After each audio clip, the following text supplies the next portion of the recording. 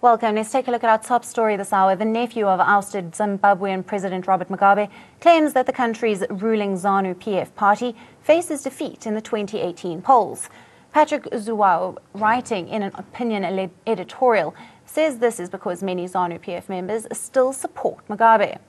Zhuwao says coup conspirators and a terrorist junta had wrested power from Mugabe, who represented the interests of the country's majority, the youth. He claimed the new government does not have the support of most of Zanu-PF members and the Zimbabwean population. He says that under conditions of free and fair elections, Zanu-PF will be thoroughly walloped and thumped at the 2018 elections. Zhuwao was part of a faction loyal to former First Lady Grace Mugabe.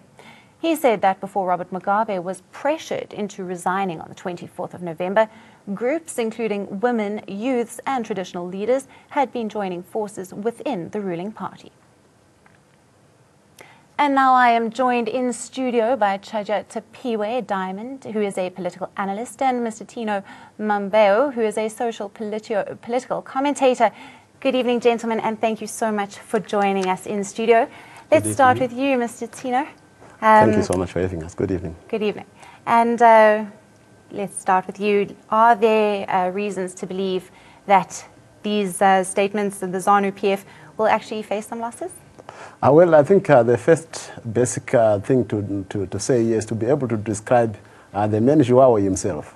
I think Zhuwao is a man that finds himself in a very catchy scenario. To me, is all froth, no beer, all sizzle, no steak. And that is, I think, the best way to describe him. He is a man that has found himself on the wrong side of history. You should remember that the occasion of the 18th of November was momentous, where we had more than 1.2 million Zimbabweans on the street to demand that Mugabe must leave office. So for him to now come back again and say that there are people who support Mugabe, I think that is ill-founded and ill-gotten and actually mischievous from a person of his stature.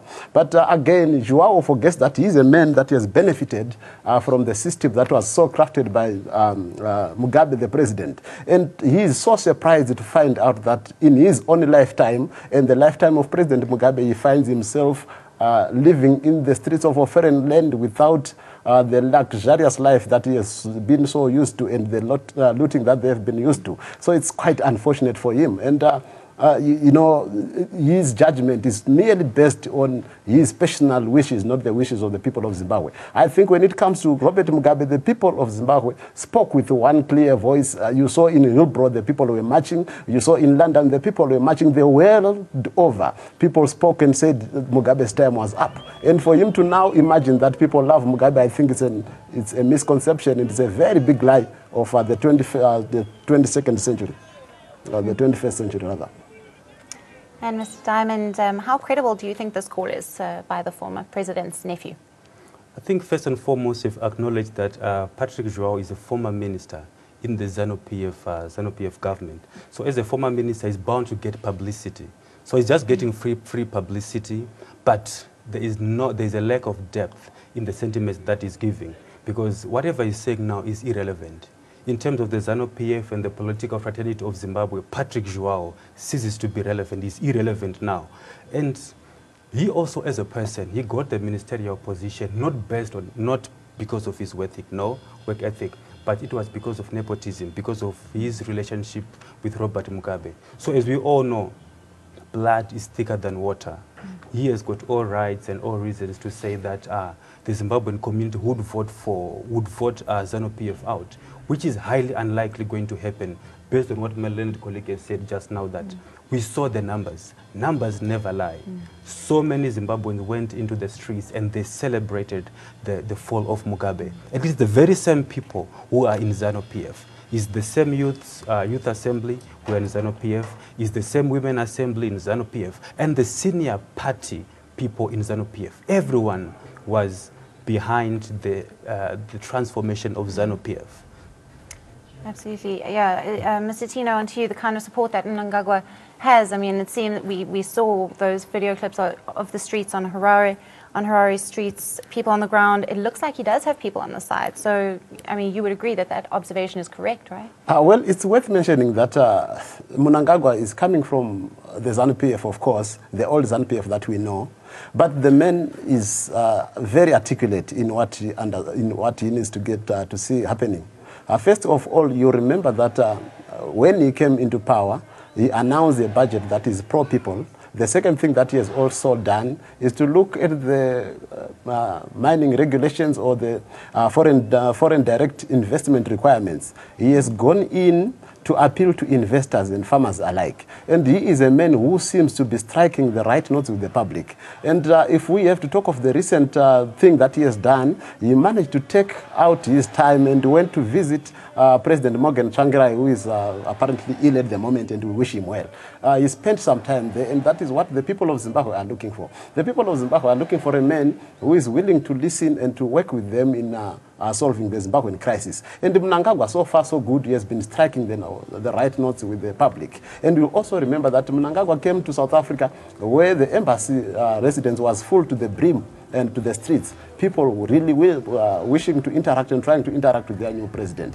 And at the moment, he is the man who has got the stick and is doing quite well. And we are looking forward to a situation whereby he might even win the elections with the landslide. But we don't want to give him all. We still expect that he will do quite a lot of work in making sure that the country gets back on its feet. I think it all depends on what he does going forward. But the indications that we have had so far are quite positive. The speeches and the way that he has been talking so far is quite positive. And we'll also look at what has been happening on the streets. Several ministers have been arrested for corruption-related crimes, and they've been brought to book. And this is the kind of society that Zimbabweans have long been waiting for, where ministers where ministers or people that are found to be corrupt really face the might of the law. And that is one thing that is giving Zimbabweans hope each and every time. But you will see that there's issues like prices that are getting out of hand. And he has not gone in there to say people must reduce price, but he's trying to appeal to let people understand that it's all market-driven. And this, I think his administration is doing quite good. And you must also remember that in the coming month, he'll be in Davos in Switzerland with world economic leaders, with a lot of people that really matter in terms of business. And he's going to be there and to rub shoulders with people that really matter. That speaks to a president who really understands what Zimbabwe needs at the moment. And I think the mood on the ground speaks to a Mnangagwa presidency that will go beyond 2018. Mr. Diamond, as Mr. Tino has touched on, many would agree then that Zimbabwe right now needs to fix its economy, and President Mnangagwa is making efforts to do this. Zanu-PF also seems to be siding with him. Are there any other reasons to worry? Well, the history of Zimbabwe for the past 20 or so years would say that the political, social, and economic atmosphere of Zimbabwe had been in turmoil, and people now need change. Of course, the political economy of the country comes first. But before we even speak about the political economy, we also need to sort out the social status of the people in Zimbabwe. There is a need to align the constitution. Zimbabwe is a new constitution which is providing, which is there, which was a constitution by the people, for the people. So what Zanu-PF needs to do now, what needs to be done is to align the constitution with the current laws of the country. There are a lot of laws in terms of the media, in terms of how the media operates in the country. Those laws have not been changed yet. Also, laws with regards to how people should gather, they've not been changed. So those needs to change. And also looking at the Zimbabwe Electoral Commission, it needs to be changed. In terms of voting and all those things, that has not been done. Those are some of the reasons why probably there could be worries in terms of the new Zimbabwe that we have now. But also, which is also critical, is the fact that we had the army, which was involved in the regime change in Zanu-PF. The army was heavily involved. Now what we have now, we have the army general who has been appointed as the deputy president of Zimbabwe. And also his wife has been appointed in the ZEC, the electoral committee. That on its own would tell you that probably, and also Mr. Moyo has also been appointed in the government. So the movement of personnel from the army into the mainstream politics of the country, that on its own could be slightly dangerous. The reason why it's dangerous is because we saw what happened in 2008, where Emmerson Mnangagwa was the last man standing in Zanu-PF. He unleashed the dragon, he unleashed the army into the community of Zimbabwe, and as a result thereof, ended up having the government of national unity, and the vote of the people, the voice of the people was stolen then.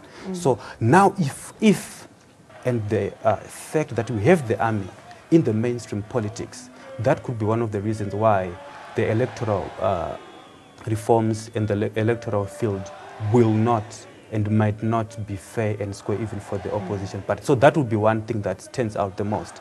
But anything else, I think Zimbabwe is going towards the right direction.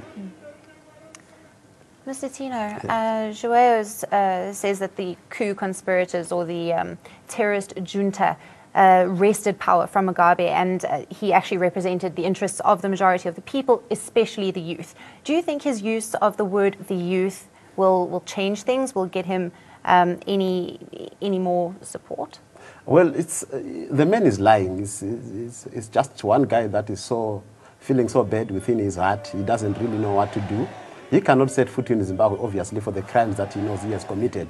And he will clutch at straws. He will do anything that he can ever do to make sure that he delegitimizes the will of the people. I think the people of Zimbabwe spoke without any equivocation, and they were very clear that they are ready for a new dispensation that sees the back of Mugabe, and that we cannot take it away from the people of Zimbabwe. I do not think that there is any sane person right now in this world, the entirety of the world, who would want Mugabe to continue in power. That is quite absurd. So to try and dig water from a stone, or to try and strike a stone to bring out water, as João is doing, I think is far, far too fetched, and we should not really let sane people dwell on that. We should actually brush that aside and say, what does Zimbabwe need to do in order for them to go forward? And as for the government led by Comrade Mnangagwa, I think the only thing that they've got to do is to do things right and to stick to what they have said. I think you also notice that they've just passed a bill, the reconciliation bill, which speaks to all the past atrocities. And that shows a man who is willing to work with the people. That shows a man who is willing to go the reconciliation route. And also, I want to just comment on what my colleague has said here regarding the army. I personally do not have a problem with people that come from the army being appointed. I regard that as human beings that have only moved from one sphere of governance to another. And I don't think that will be a problem for us going ahead. What is very important is the mood of the people. What is very important is the confidence of the people in the systems that they have put up together. And what we need to see is Mnangagwa really walking the talk and doing what he promised that he has got to do it. And if he does it through the people that served in the army before and they deliver what Zimbabweans expect, I have no problem with that. But also, they should remember that if they do not deliver, they will be taken out through peaceful means, which is elections, and they will lose power. And I don't think that they are willing to lose power. At this moment, Mnangagwa has got the euphoria of the moment. He is the man of the moment. He has got the baton, and he should just try to keep possession of the ball. And we hope Zimbabwe is going to be a better country. Mr. Diamond, João also claims that the new government does not have the support of most of the Zanu-PF members. You have touched on this in some ways, or the Zimbabwean population. But what the world saw last month on the streets of Harare spoke to the contrary. Is João just trying to prove, as you said, that blood is thicker than water? Former Minister of Zimbabwe, Patrick João, is just bitter. Bitterness is not a good thing. So, like what my colleague just said now, that he unfortunately cannot set back into Zimbabwe, because if he sets his foot in Zimbabwe, he might be arrested because of the atrocities that he committed. Yes, currently the new government, which is there, has been arresting a few government ministers from Zanu-PF because of corruption.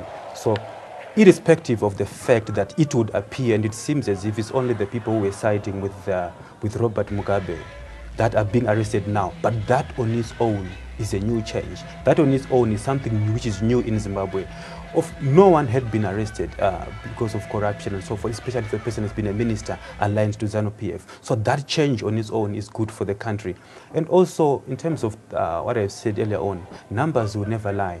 Everyone in Zimbabwe is behind the new government which is there. The reason why they're doing so is because President Emerson Mnangagwa, unfortunately so, he has been speaking the correct language. He has been appealing to the old. He has been appealing to the young. He also has been appealing to even the opposition. He is also quickly taking space of the opposition parties in Zimbabwe, which means now that the opposition parties have to transform. They have to reform, and they also have to move with the times. Because for them now, they've got a lot of work that they need to do, because most of their policies and ideas have been taken over by the new government of Zanu-PF, which is there now. Absolutely. Thank you both very much for your time. That was Chaja Tapiwe Diamond, political analyst, and Tino Mambo, socio-political commentator, joining me live in studio. Thank you very much.